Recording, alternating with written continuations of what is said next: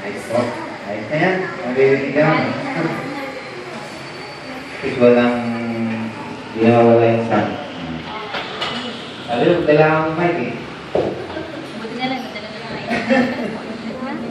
Magandang araw po sa atin lahat. Ako po si Pastor Ray. Kaibigan po ni Gilbert. Kasi mula po kami ng gawain ng church namin dyan sa Antipolo. Kasama ko po siya noong araw. At yung church ko po, yun yung bunga ng aming pagka-house-to-house ng araw. Yan sa Antipolo area.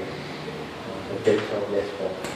Sige po, bago po natin gawin yung ating pag-ahandog. Okay, bless. Nais ko lang po yung bakagin sa ahandog.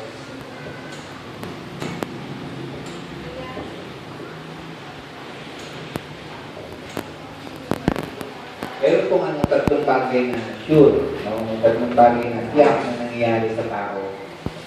No? Kaya ito po ay pinamagandang sure ka na ba? Tanay mo katabi mo, sure ka na ba? Tanay mo katabi mo, sure ka na ba?